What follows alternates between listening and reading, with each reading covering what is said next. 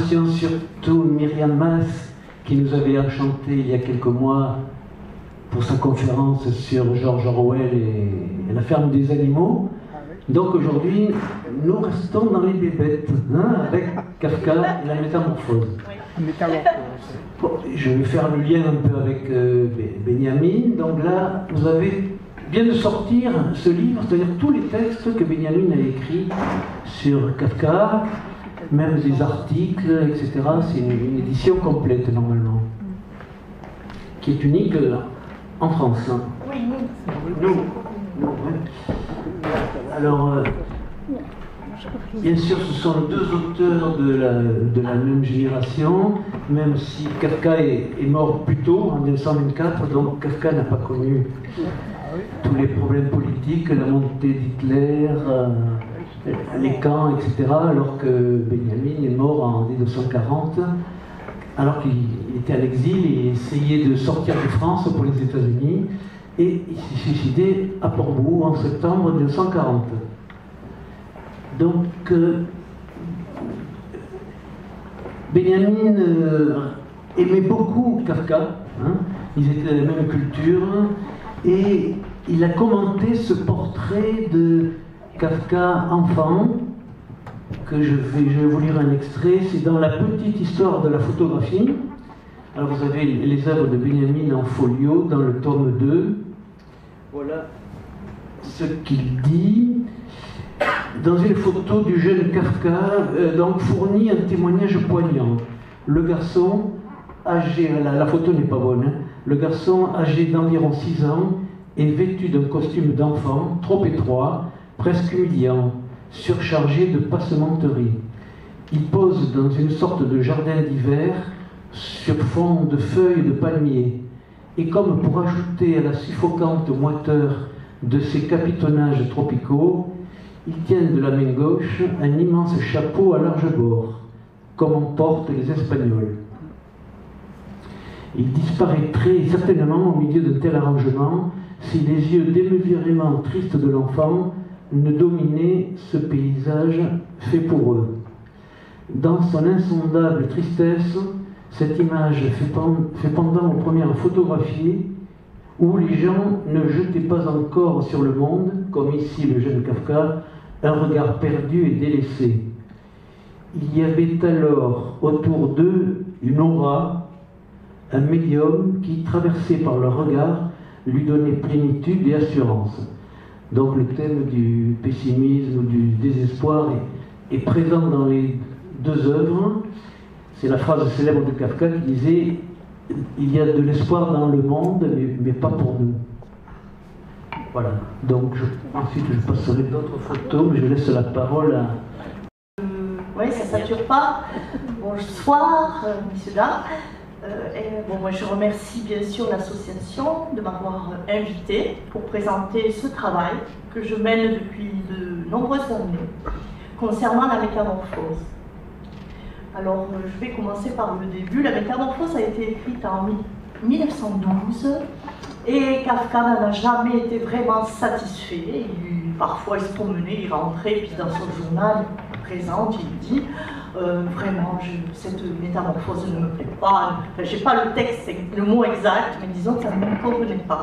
Et pourtant, il écrit à Max Brod, vous savez que Kafka n'a pas voulu que ses œuvres soient connues du public, et il écrit à Max Brod dans une de ses lettres, tu vas tout brûler toutes mes œuvres, sauf le verdict, la métamorphose, et d'autres récits que je n'ai pas à l'esprit là, mais enfin les récits, si vous voulez, de ces années-là, 1912-1913, donc pour nous, on est proche de la Première Guerre mondiale, où il a eu vraiment des étincelles, si je puis dire, puisqu'il a beaucoup écrit, c'est-à-dire que le procès s'est enchaîné après la métamorphose.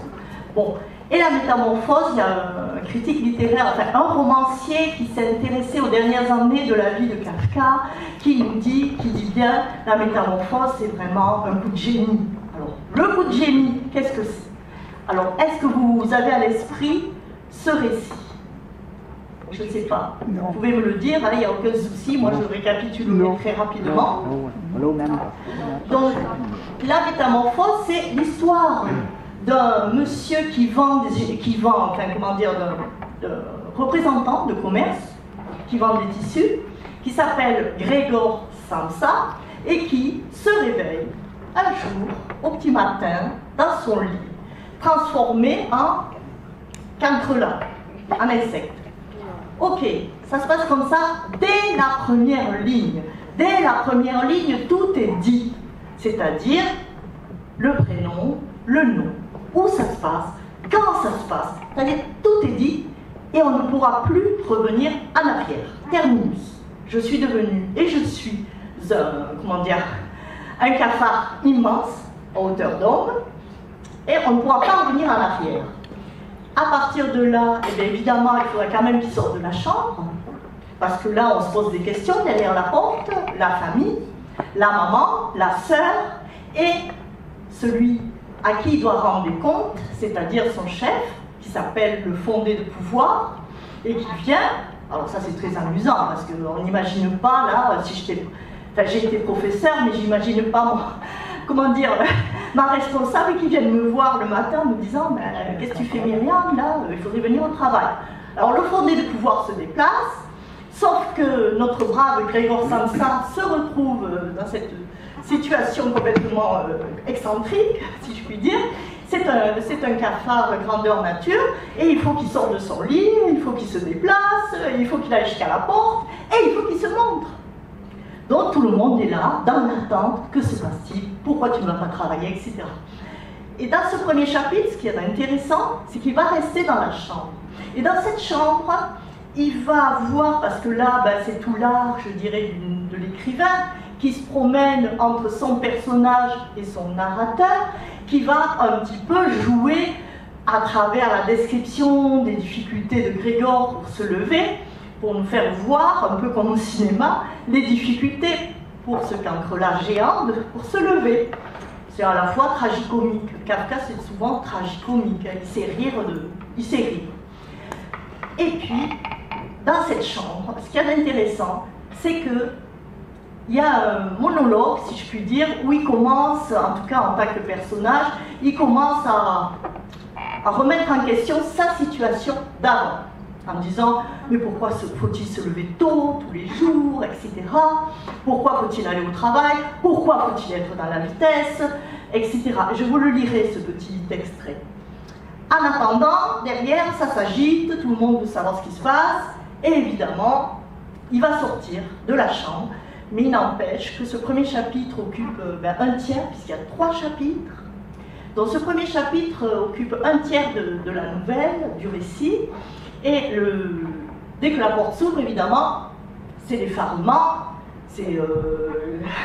personne ne comprend ce qui se passe, ni rien. Donc que va faire la famille?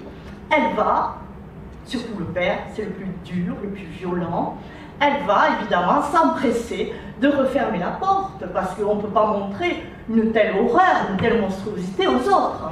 Donc on va l'enfermer, ce Grégor. On l'enferme. Et dans le deuxième chapitre, là, ce sont les femmes qui vont agir le plus, davantage, et qui vont faire en sorte qu'ils puissent un petit peu quand même profiter de l'appartement. Donc, elles vont le nourrir, ça c'est sa sœur qui lui apportera à manger, et elles vont aussi l'aider à avoir plus d'espace pour circuler. Donc il va circuler, elles vont donc, elles se mettent en tête de libérer les meubles et qu'ils puissent circuler dans le salon librement. À nouveau, le père arrive, il se dit qu'est-ce que c'est que ce chambard, parce qu'elles ont essayé d'enlever la commode, elles ont déplacé, je sais plus ce qu'elles... En tout cas la commode elles l'ont déplacée, pourtant c'est très... Et le bureau très important. Elles ont supprimé le bureau, et donc le père arrive, qu'est-ce que c'est que ce chambard? Et là il est furieux, et là il bombarde carrément son fils, quoi. Carrément. Il prend les pommes, donc pour ceux qui connaissent la nouvelle, ça doit leur faire image. Il prend les pommes sur la crédence et il bombarde son fils. Il y aura une pomme qui va rester quand même coincée dans sa carapace et qui va pourrir dans la carapace. Ça, c'est pour le 3e chapitre. Au 3e chapitre, dont lui, évidemment, il en prend plein la tête, si je puis dire, plein la carapace, et petit à petit, il va donc dépérir. Et au 3e chapitre, là, on va comment dire, le placer dans une chambre. Là, la famille décide de louer une des pièces et va faire venir trois locataires. Et la sœur va jouer en dernier, donc un concert au violon. Elle est violoniste, la sœur, elle sait jouer du violon. Et évidemment, lui, comme il dépérit, c'est la fin de la nouvelle, il meurt, et c'est la femme de ménage qui va le trouver, et qui va dire à toute la famille, parce que c'est elle, c'est l'intermédiaire, c'est pas la famille qui le voit dans cet état, il y a bien sûr un intermédiaire, et qui vient de dire, ouais là, c'est la bête, tout ce qu'il y a de plus crevé, elle est crevée, ça c'est plus... Voilà. Ça, c'est la nouvelle, je vous ai fait court, hein, c'est la nouvelle. Elle est terrible, certes, elle est tragique. Pourquoi? Parce que, bon, ben, cette carapace, si je puis dire, qui est quand même quelqu'un qui parle et qui raconte, grâce au narrateur, qui est capable de dire, ben, il perd la locomotion, il perd la voix, etc. Donc ça va énormément nous toucher, parce que dans la mesure où on lui attribue la parole, à ce monstre, entre guillemets, ça nous touche.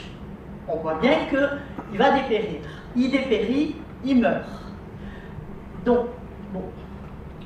Ce qu'il y a, c'est que moi, je me suis posé plusieurs questions, à savoir, comment se fait-il? Peut-on accepter? Est-ce possible que ce soit la famille qui elle-même détruise, enfin, réduise à néant ce personnage, leur fils? Car bien même, il est transformé en cafard. Moi, je me suis dit, c'est pas possible ça. Ça n'a pas de sens, c'est pas crédible. Et bon, d'autres questions encore. Puis je me suis dit, et ça m'est venu très très très tard, je me suis dit, mais après tout, s'il s'est imaginé, ou s'il a imaginé qu'il était devenu un cafard, et le narrateur joue de ça, puisqu'il le décrit avec des difficultés, il ne comprend pas, ça le gratte, il a les pattes qui bougent de partout, etc. Mais ça veut dire que littéralement, c'est un cafard, et qu'il est vu comme un cafard. Donc, Kafka y va à fond, il se dit, ben, si je suis un cafard, et si ma communauté avec n'est qu'un cafard, eh bien allons-y, je suis un cafard, et vous allez me voir comme un cafard. Donc il y est allé à fond. Alors évidemment, les structuralistes comme Tsevan Todorov nous disent, ah mais non, vous savez, le fantastique, on ne peut pas l'expliquer, etc. Mais non, c'est plus compliqué que ça. Et je me suis dit, mais si je joue à fond comme ça, en se disant, mais moi je suis un cafard et j'y vais à fond, eh bien c'est que là, c'est plus le regard, si je puis dire, notre regard à nous d'Européens, nourris à une littérature venue de la Grèce, venue de la chrétienté, où le roman a évolué de telle sorte qu'au XIXe siècle, les personnages dans les romans, si vous vous souvenez bien, par exemple, on prend Flaubert avec Emma Bovary, bon, je l'ai en tête, eh bien, ils sont habillés, on les décrit, on décrit leur visage, on décrit leurs cheveux, on décrit leur état d'âme, on leur donne une psychologie, on leur crée, comment dire, un parcours, c'est-à-dire Emma, elle est jeune, Flaubert la décrit lorsqu'elle va à l'école, là, comment dire, une école de jeunes filles, et puis il la décrit à chacune des étapes de son désir, en tout cas son désir, parce que bon, elle ne va pas rester clouée à la maison, quoi, Emma Bovary. Donc, et je me suis dit, mais c'est quand même étrange que dans cette histoire, les personnages ne sont jamais complètement décrits. Ils ne sont pas décrits. On ne sait jamais quelle est la couleur des yeux de Grigor, enfin, non, là il est devenu, en tout cas de Crète, la sœur, de la mère, du père. On ne sait pas quels sont ses cheveux, on ne sait pas, juste à un moment donné, le narrateur s'oblige à présenter le père. Pourquoi? Parce que dans le paragraphe 2, donc dans le chapitre 2, la situation ayant évolué, eh ben, le père il prend les choses en main, et alors qu'il s'était carrément arrêté de travailler, il reprend du poil de la bête, Et il se met à travailler, et il a un super costume. Et là quand même, comment dire, le narrateur le décrit un peu comme cette photo qu'on a vue tout à l'heure. Il a des boutons dorés, il a une belle vareuse, etc., etc. Donc, hein, je sais pas où j'en suis là, je me suis perdue. Donc, il n'y a pas de description, voilà, pas de description. Or, nous, on n'est pas habitués à ça. Donc, il y a un truc là, voilà, qui m'a interrogée.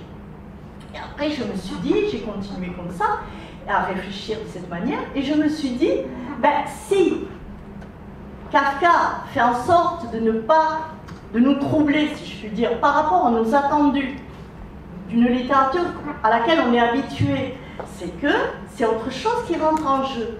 Et là, il faut se souvenir, ou en tout cas il faut connaître, que dans la tradition hébraïque, les personnages ne sont pas décrits. Vous voyez ce que je veux dire? Dans les personnages bibliques, ne sont pas décrits, c'est vraiment des, comment dire, des silhouettes. Vous voyez? On dit leur âge, on donne leur prénom, ça c'est sûr, mais on n'en dit pas plus. Donc petit à petit, j'ai pensé, voilà, donc ce cafard qui va sortir et qui va faire peur, enfin en tout cas qui va effarer toute sa famille, ben, qu'est-ce qui se passe là? Pourquoi? Qu'est-ce qui se passe? Et pourtant il a eu le temps de réfléchir, il a eu le temps de monter en volume, si je puis dire, et de préparer son récit. Là je vais faire une pause, et je voudrais vous lire ce passage où justement Grégor s'en prend à toute sa hiérarchie. Parce que là, dans cette chambre, où il attend son heure, enfin il a des difficultés pour se lever certes, mais il attend son heure pour sortir, il règle ses comptes hein, quand même. Il règle ses comptes avec le monde d'avant, sa hiérarchie. Il sait qu'il ne va pas revenir, donc il a quitté, c'est définitif.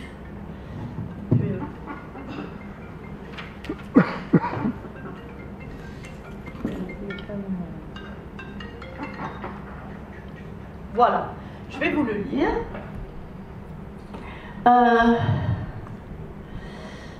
Voilà. Grégor n'eut qu'à entendre la première parole de salutation prononcée par le visiteur pour savoir aussitôt qui c'était. Le fondé de pouvoir en personne. Pourquoi diable Grégor était-il condamné à travailler dans une entreprise où, à la moindre incartade, on vous soupçonnait du pire? Les employés n'étaient donc tous qu'une bande de salopards? C'est quand même fort. N'y avait-il parmi eux pas un seul serviteur fidèle et dévoué à qui la seule idée d'avoir manqué ne fût-ce que quelques heures de la matinée inspirait de tels remords qu'il en perdait la tête et n'était carrément plus en état de sortir de son lit? Là, donc, vous voyez, il règle ses comptes avec cette hiérarchie. Alors évidemment, cette hiérarchie, quelle est-elle? Bien sûr, on peut se dire, on peut avoir une lecture sociologique, c'est son patron, mais c'est quand même plus que ça, je pense. Donc, je continue. Donc, le cafard qui va sortir et qui quand même s'il va effarer tout le monde, même si ça va faire bizarre,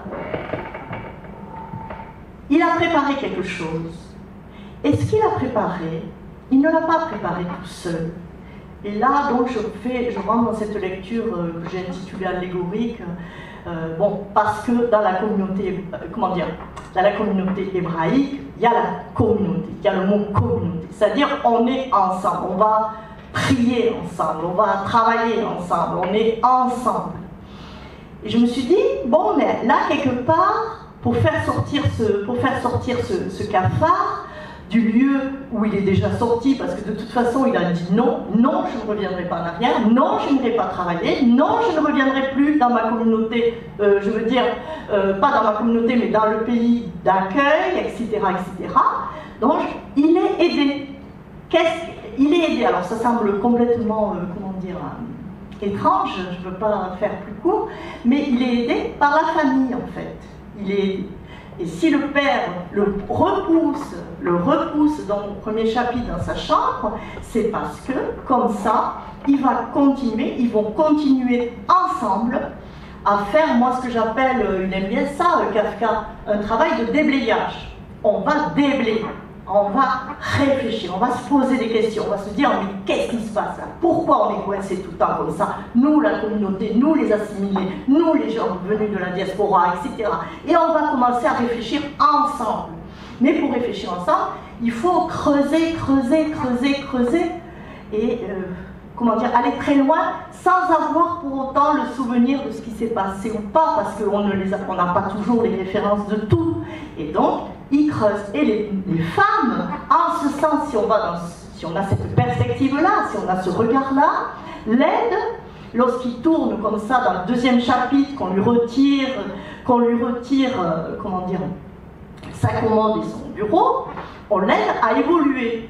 Évoluer, c'est-à-dire réfléchir, continuer à construire ce récit dont on a besoin pour sortir de l'appartement. Alors évidemment, on n'est pas habitué à lire des choses comme ça. Pourquoi?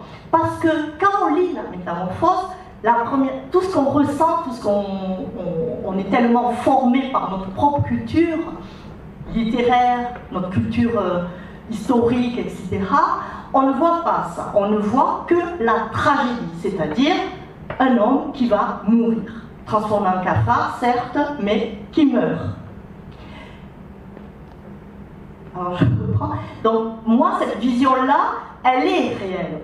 C'est le premier niveau, c'est-à-dire c'est la tragédie. Mais ce que fait le Kafka, là où il est très fort, c'est qu'il faut qu'il déloge la tragédie du lieu où il est.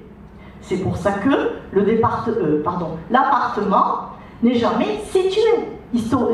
Géographiquement, il n'est pas situé. Il y a même des critiques littéraires qui se sont posé la question, qui se sont dit, mais comment ça se fait que cet appartement n'est pas situé à Vienne ou à Prague, ou je ne sais, et je peux même vous les citer, hein, mais toujours pareil, Kafka gomme tout ça, il gomme les attributs physiques, il gomme les attributs psychologiques, les personnages, vous ne les entendez pas.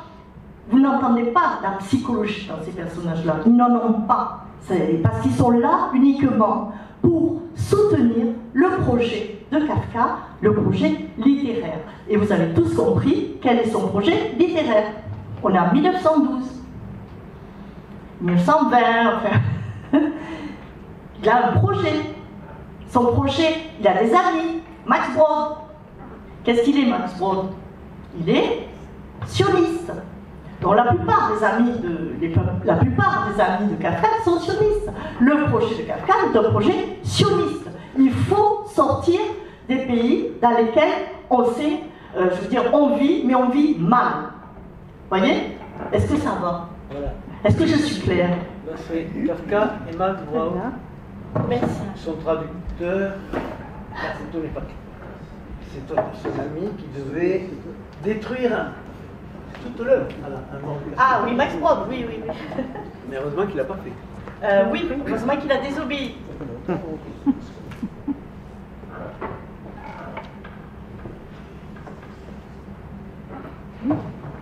Alors, je vais essayer de vous retrouver l'ambiance historique dans laquelle ils baignent, tous ces gens-là, tous ces intellectuels qui vont préparer en quelque sorte qui vont préparer l'avènement, bien sûr, de l'État d'Israël, certes, mais surtout, ce qui leur importe, c'est la résurrection de l'hébreu. Il faut que l'hébreu revive, il faut que l'hébreu qui a été enfoui par des années donc, de diaspora, revive, renaisse et soit la langue première du pays dans lequel nous irons vivre. Et tout le monde y participe à ça. Tout le monde y participe. Alors il y a bien sûr Théodore Herzl, qui lui va, c'est l'État hébreu, qui lui formalise ça parce que lui c'est à la fois un journaliste et c'est un juriste. Il y en a d'autres, j'aimerais bien vous trouver ça, parce que je peux vous lire mon travail à moi, mon petit extrait. Gershom Scholem, voilà, spécialiste de la Kabbale, grand ami de Benjamin, qui avait proposé de venir en Israël pour un poste à l'université. Puis Benjamin avait commencé à apprendre l'hébreu et puis il a abandonné. Oui, voilà, parce qu'il n'a pas été jusqu'au bout de ça. Voilà. Hein? Il n'a pas été au bout. C'est pas grave, hein, mais en tout cas. Donc c'est la seule langue morte qui a été voilà. ressuscitée, Voilà. hein, l'hébreu. Et donc il y a celui qui a vraiment conçu le dictionnaire d'hébreu, Eliezer Ben Yehuda, a vraiment passé sa vie, mais unique, sa vie, il n'a même pas fini, quoi, à rédiger le dictionnaire, évidemment pour les générations futures. Et donc, ce qu'il y a de assez phénoménal, surtout avec Kafka, c'est que jamais il prononcera, jamais vous lirez dans son récit le mot juif, le mot, je veux dire, tout ça, non. Parce que lui, c'est le conteur. C'est un conteur, c'est-à-dire, je suis là, avec ma communauté, et je vais mener à bien mon projet, parce que de toute façon, c'est ce qu'il faut faire, c'est ce qu'on doit faire. Alors évidemment, il faut déblayer tout ce qui est tragique, et la tragédie, c'est le premier récit. Ce qui veut dire, ça faudrait faire comme si on a un premier récit qui est le récit tragique, c'est le premier qu'on reçoit quand on lit, le premier, mais le deuxième, c'est celui qui vient déblayer, c'est-à-dire la coque, là, on va la détruire. Et donc là, il faut faire une lecture allégorique. La coque, c'est pas un homme, c'est cette espèce d'histoire qui nous a ensevelis. Donc on n'est qu'une coque, et il faut que la coque disparaisse, disparaisse pour qu'on puisse sortir de l'appartement, sortir de ce lieu où on a été confiné tant d'années, et qu'on puisse aller hop, dans notre terre d'accueil, qui serait bien sûr, qui sera Israël, enfin à terme, bien entendu. Alors, est-ce que on entend ça quand on lit? En tout cas, moi, je suis arrivée à ça. Vous voyez? Alors évidemment, la tragédie, elle est violente. Pourquoi? Parce que quand, comment dire, le père pousse le fils, Grégor, comme ça, avec sa canne ou autre, c'est d'une très grande violence. Quand les femmes retirent, comment dire, la commode et surtout le bureau, là, évidemment, c'est d'une très grande violence. C'est-à-dire, là, on a une lecture, on peut faire une lecture enfin, métaphorique, si je puis dire, du fait que c'est, voilà, vous les Juifs, vous n'avez plus droit à votre bureau, vous n'avez plus droit à la commode, à votre mémoire, tout ça, on va vous n'avez plus droit à ça. Et en juste, on a le violon, parce que vous savez que les Juifs, lorsqu'ils étaient expulsés, ils n'avaient pas le temps de prendre grand-chose, comme tout un chacun, et ils avaient, comme instrument de musique, ils ne pouvaient prendre que le violon. Ils ne pouvaient pas amener le piano, je ne sais. Bon, ils pouvaient amener que le violon. Raison pour laquelle, il y a le klezmer, il y a tout ça, il y a toute cette production musicale liée au violon. Est-ce que ça va? Voilà. Je peux, après, si vous voulez qu'on me pose des questions ou si vous voulez qu'on revienne sur certaines choses, je peux le faire. C'est compliqué, c'est pas compliqué. Voilà. Non, c'est très bien. C'est encore des photos de voilà. Kafka enfant ou adolescent. Ouais.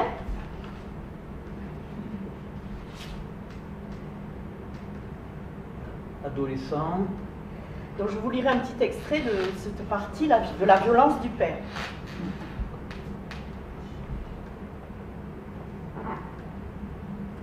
Elle célèbre. Celle-là, je l'adore. Kafka au chapeau. Ouais, j'adore ça. Que chien. Elle est un peu triste. Il y en a une autre, mais c'est peut-être la mienne de l'autre côté, oui. Il a toujours l'air triste. Hein. Non, il n'est pas. Non, mais. Heureusement, il y a l'humour juif. Hein, oui, non, mais ce qu'il y a, c'est qu'il est maladif. Il y a quelque chose de maladif. Kafka et Milena, ouais. Une de ses grandes amies, dans la correspondance célèbre.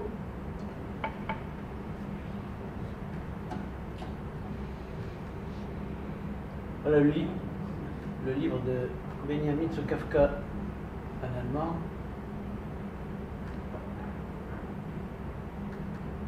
Kafka et sa sœur Otla, ouais.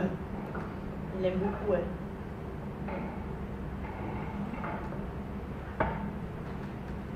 et une caricature qui concerne la Il métamorphose. faut la garder celle-là. Ben voilà, il s'est montré. Hein? Voilà ce que je suis. Ce que vous m'avez fait devenir.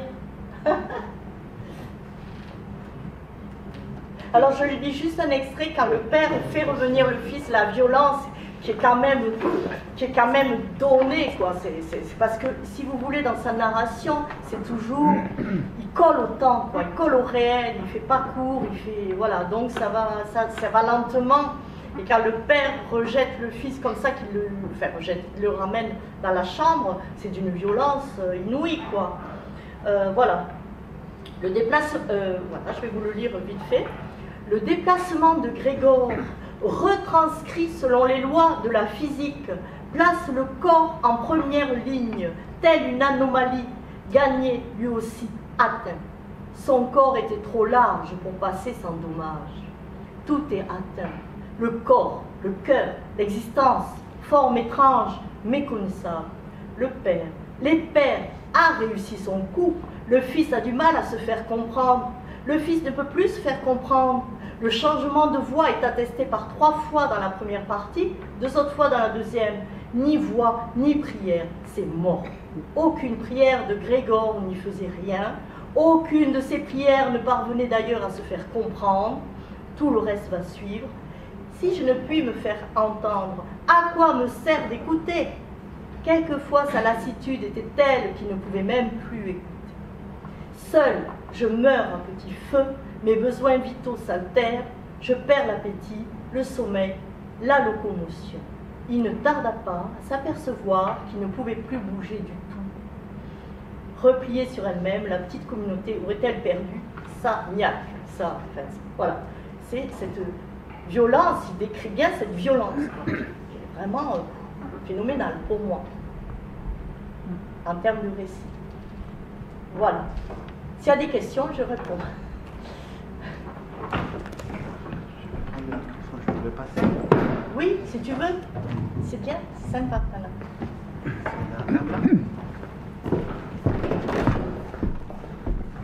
Merci. Justement hier, aujourd'hui, j'ai aussi lu en allemand Oui. une analyse, Oui, tout ça en allemand. oui, Et les Allemands qui ont essayé aussi une analyse de ce récit, ils comparent aussi un peu avec sa famille.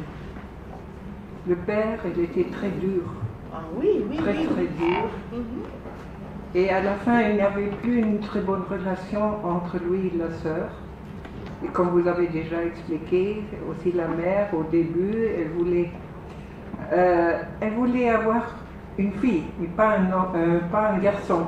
À la place de Franz Kafka? Oui. Ah oui, ok, je ne savais pas. Ça, je voulais dire. D'accord, merci beaucoup. Donc c'est pas un enfant attendu, quoi, un Oui. fils attendu. C'est une question? Il y a une dame.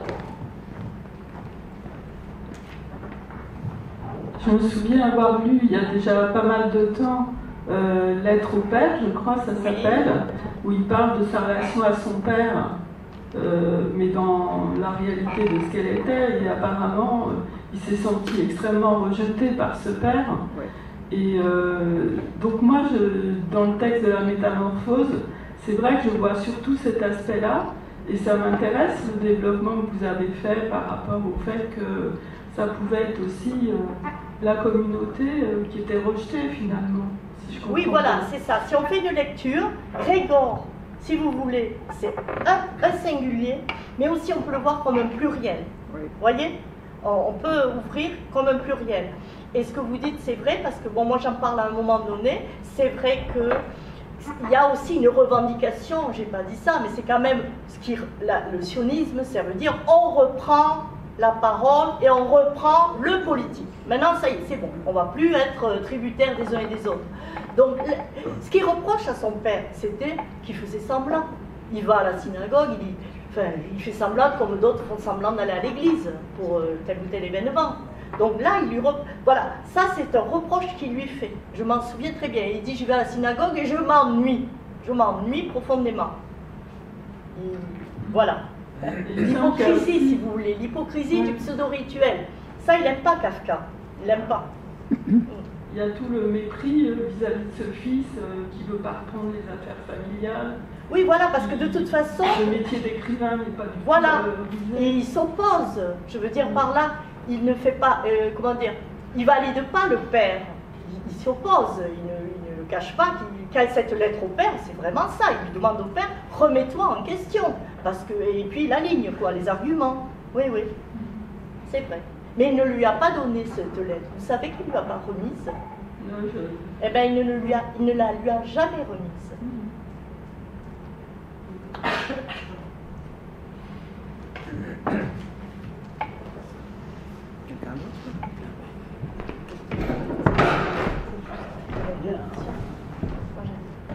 Pardon. Est-ce qu'il y aurait un lien entre le procès et la métamorphose, sachant que Kafka a toujours éprouvé une certaine détresse par rapport à son travail? Il a changé de travail je sais combien de fois, et qu'il a toujours eu un problème avec ses collègues. Ah oui? Alors moi, ce que je sais, c'est qu'il a travaillé dans une maison d'assurance très longtemps, vous savez, et d'ailleurs il a arrêté pour des raisons de santé, parce qu'il devait se rendre dans les sanatoriums. Moi, je vais vous dire la vérité, j'ai tellement travaillé sur la métamorphose que je suis, bon voilà, vous avez senti, je suis dedans, mais maintenant, je me suis dit, vu que je suis arrivée à ce point d'interprétation, voilà, je vais m'intéresser au procès, parce que je pense que je vais avoir des clés de lecture qui me permettront de mieux comprendre le procès. Ça me restera moins énigmatique. Voilà, moins énigmatique, surtout. Donc, je ne peux pas trop vous répondre par rapport au procès, parce que je vais commencer à le relire, parce que je l'ai lu il y a un bon moment maintenant. Alors, 3e conférence. Ah, mais on a prévu quelque chose, tu vas voir, on en parlera. On a prévu. Quelqu'un d'autre, même des commentaires que vous avez partagés? Cette histoire de l'ennui pour le rituel, pour les fêtes juives, ah, t'as quelque chose. Ça me rappelle une anecdote de Benjamin. Donc sa famille qui était bien intégrée à Berlin, un jour sa mère lui dit de se rendre à une fête juive, et comme ça l'ennuie, il erre dans Berlin, il tombe dans un quartier où il y a des prostituées, et donc là ce sera sa première expérience, lui qui est encore assez adolescent, hein, voilà. Là je vous lis maintenant un extrait de la belle biographie de Bruno Taquès, qui est venu ici à Banyuls, on lui avait donné un prix, et qui raconte dans 1000 pages l'œuvre et la vie du philosophe juif. Donc c'est sur le chapitre sur Kafka. Kafka ouvre un monde absolument inédit quand il dit que le monde moderne n'a jamais été aussi primitif. Le monde tel qu'il nous apparaît dans les récits de Kafka en a fini avec les oppositions nature-culture. Le monde moderne n'est plus pensable dans les anciens schémas, selon lesquels le monde primitif naturel aurait été civilisé, organisé, policé par la communauté des hommes. Vous voyez, c'est un paradoxe. Le monde continue à penser, poser, faire croire qu'il est fondé en droit et validé par l'autorité de la loi, alors qu'il est entièrement aux mains des formes primitives naturelles qui agissent souterrainement à l'intérieur même du corps de la loi et qui miment le droit tout en le niant radicalement. Donc ça me fait penser au contexte actuel du terrorisme. Les effets de cette logique infernale sont terrifiants. Sous couvert de l'autorité, il n'est plus du tout possible de savoir qui est dans le droit et qui ne l'est pas, qui est dans la loi, qui est hors la loi. Tout est possible à tout moment et sans raison. Ces formes primitives sont aussi agissantes qu'elles sont invisibles. À tout moment, tout individu peut être la victime de leur violence. C'est ce qui se joue dans le dispositif du château, de Kafka, comme dans la logique du procès ou dans la pente de la métamorphose. Est-ce que c'est vrai? N'importe qui peut être cafardisé et devenir vermine à exterminer sans aucune raison fondée en droit. Est-ce que c'est vrai? Oui.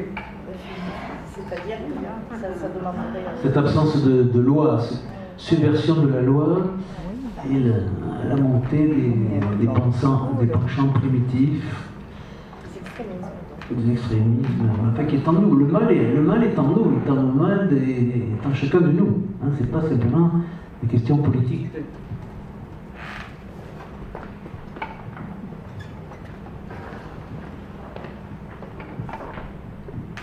Oui, bonjour, merci pour votre interprétation à laquelle très honnêtement je n'avais pas du tout songé. Donc j'avais une lecture sans doute plus...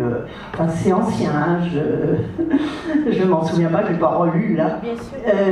J'avais une lecture peut-être plus simple, enfin voilà, j'y voyais, disons, le rejet justement d'un certain conformisme, quoi, dans la mesure où les personnages dont le héros principal au départ est très tout à fait ordinaire, enfin c'est voilà, c'est Monsieur Lambda, c'est chacun de nous au fond, et effectivement Kafka dénonce derrière voilà, dès qu'il y a le moindre changement, dès qu'il y a la moindre comment dire, le moindre écart par rapport à effectivement cette vie lambda, et bien tout de suite c'est la panique, tout de suite c'est effectivement le rejet, et tout de suite on comprend pas, etc.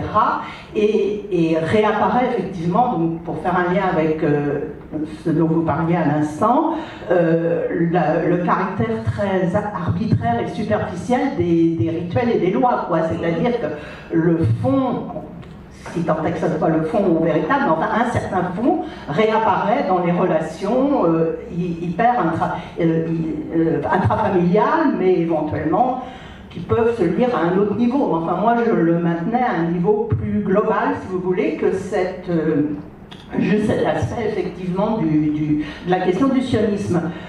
Pourquoi pas, enfin moi je voyais juste cette lecture sur le rejet de tout écart, toute différence, sur ces conflits en fait qui étaient apparemment, enfin où tout paraît bien, dès qu'il y a un écart, dès qu'il y a quelque chose qui ne va pas, là tout d'un coup tout éclate, quoi. Et ce qui me gêne un tout petit peu dans la question effectivement du sionisme, c'est qu'à la fin il meurt quand même, le héros, quoi, et que donc il n'y a pas véritablement de sortie, quoi. Oui, alors voilà. Je vais vous répondre là-dessus. Ce que je pense, c'est que vous le savez, vous l'avez peut-être lu dans son journal, Kafka ne jurait que par la littérature. Ma vie, c'est la littérature. Et moi, ce que j'ai compris, bon, je ne vais pas tout lire là, c'est que quand la sœur, nous allons donc là faire pas la lecture tragique, mais la lecture allégorique, quand la sœur joue du violon à la fin, et qu'après, elle va voir, et le père, elle dit, bah, qu'est-ce qu'il fait là, on le voit, et puis, elle dit, mais dis-toi bien que ce n'est plus Grégor, c'est fini tout ça, ça y est, on a... Moi, j'ai compris que, et vous savez que quand il y a un mort dans leur tradition, on récite le Kaddish, etc. Et donc, pour moi, c'est un adieu, c'est-à-dire c'est une complicité. Et il y a beaucoup de complicité entre la sœur et le frère. Déjà, ils sont nommés tous les deux, alors que les autres ne sont pas nommés, sauf Anna, la femme de Pelle, Grete et Grégor. Et c'est une façon de lui dire, ça y est, tu as œuvré, tu as écrit ton récit. Maintenant, tu peux partir en paix. Parce que Kafka est tellement conscient du fait qu'il va mourir, de sa mort prochaine, etc. Quand on lit le journal, c'est le nombre de fois où il dit qu'il est brûlé, qu'il a perdu son temps, qu'il aurait dû écrire. Enfin, il est toujours dans des situations où il se morfond. Enfin, c'est pas facile pour lui, on va dire, parce qu'il a besoin d'écrire et il a l'impression qu'il n'écrit pas comme il faut. Il a l'impression de jamais être là, d'être dans le devoir-être, l'éthique. Il est profondément habité par l'éthique. Et donc, voilà, là, pour moi, c'est ça. C'est-à-dire la sœur qui dit au revoir, t'as fait ton travail, au revoir. J'ai récité le Kaddish, j'ai joué du violon pour toi, tu peux disparaître, tu peux partir. Et donc, quelque part, c'est vrai qu'il n'y a pas de sortie. Non, il n'y a pas de sortie quand on a une vision tragique et grecque de la situation. Mais quand on a une vision hébraïque. On n'est pas habitué à ça, c'est ça le problème. On ne nous éduque pas de cette manière, on ne nous offre rien, on n'a pas les clés. Si on n'est pas nous-mêmes juifs, et je ne suis pas juive, j'ai un prénom peut-être, mais j'ai été éduquée, moi, à la religion catholique. Tout ça, je l'ai appris par mes lectures, beaucoup de lectures qui m'ont un peu hissée à cette compréhension des choses. Mais voilà, il y a une sortie. Je te dis au revoir. Voilà. Si on a la version tragique, c'est pire. C'est-à-dire, tu ne peux pas écouter de la musique, tu n'as pas droit, tu dégages. Ça, c'est la version tragique. Tu es exclu. L'exclusion. Vous voyez? C'est pas la même focale. C'est pas la même focale du tout. Mais après, il faut que ça tourne. Voilà.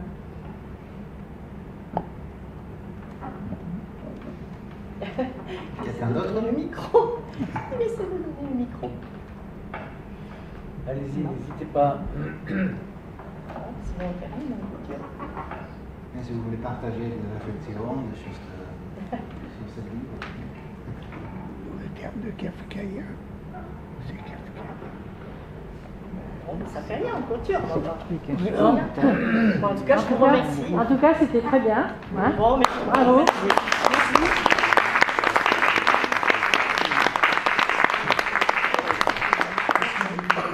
On vous donne rendez-vous maintenant le 18 novembre, le 18 c'est 18 novembre. à 17h.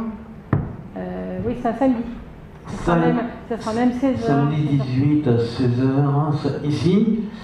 Donc ce sera sur la poésie, La poésie, oui. un récital. Un ami viendra déclamer, lire ses poèmes sur les chemins du sud. Hein, des chemins sur la Méditerranée, les poèmes sur la Méditerranée, sur l'Afrique, sur un tour du monde. Voilà, Oui, il fait un tour du monde. Oui. Voilà. Il habite à Paris, mais comme il est originaire d'Elle, il viendra nous parler de poésie. Voilà. Le 18 novembre. Voilà.